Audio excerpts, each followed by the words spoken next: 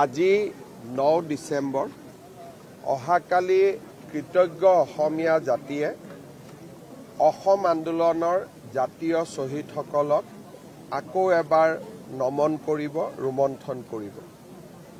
অহাকালি 10 ডিসেম্বৰৰ দিনটো আৰু অধিক গুৰুত্বপূৰ্ণ কাৰণ অসম চৰকাৰে আনুষ্ঠানিকভাৱে গুৱাহাটীৰ বৰাগাঁৱত প্ৰায় 170 কোটি টকা খৰচ কৰি 150 বিঘাতকৈ অধিক মাটিত নিৰ্মাণ কৰি উলোৱা শ্বহীদ স্মাৰক প্ৰকল্প আৰু শ্বহীদ স্তম্ভও উন্মোচন কৰা হ'ব। 10 ডিসেম্বৰৰ প্ৰাক সন্ধিয়া আজি আমি শ্বহীদ অনল জ্যোতি প্ৰজ্বলিত কৰিলোঁ। শ্বহীদ স্মাৰকত যি গছি শ্বহীদ অনল জ্যোতি সদায়ে প্ৰজ্বলিত হৈ থাকিব।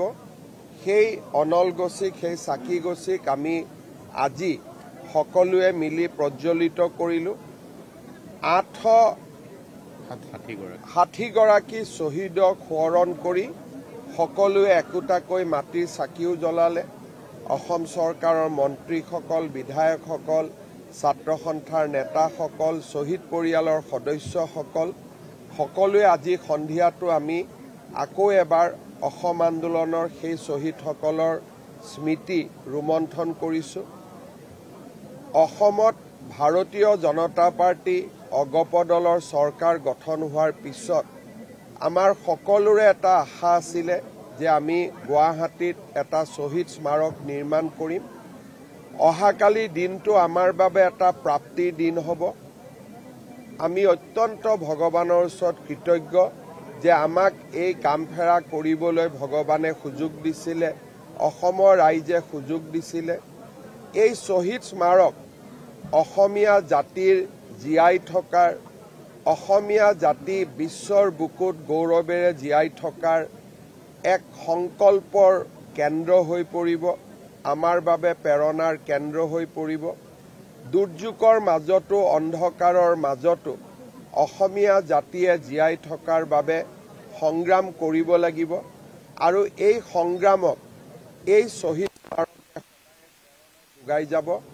মই অত্যন্ত আজি পবিত্ৰ অনুভৱ কৰিছোঁ যে আমি শ্বহীদ অনল জ্যোতি আজি ইয়াতে আমি শ্বহীদ প্ৰণাম জ্যোতি আজি আমি ইয়াতে যিডাল অনল শিখা সদায় জ্বলি থাকিব তাক আমি প্ৰজ্বলিত কৰিছোঁ।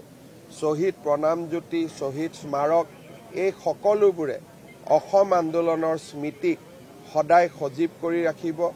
মই অহাকালি অসমৰ সকলো ৰাইজক এই শ্বহীদ দিৱসৰ অনুষ্ঠানত যোগদান কৰিবলৈ আহ্বান জনাম।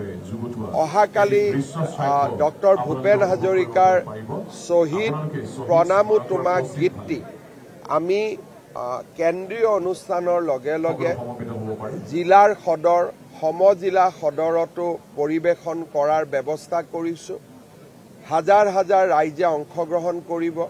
মই অসমবাসী ৰাইজক অহাকালি গুৱাহাটী অথবা তেওঁলোকে বাস কৰা জিলা সদৰ, সমজিলা সদৰত একত্ৰিত হৈ অসম আন্দোলনৰ শ্বহীদসকলক প্ৰণাম জনাবলৈ আহ্বান জনাম।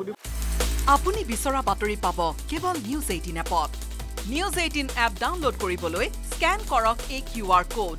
গুগল প্লে ষ্টৰতো পাব এই নিউজ 18 এপ।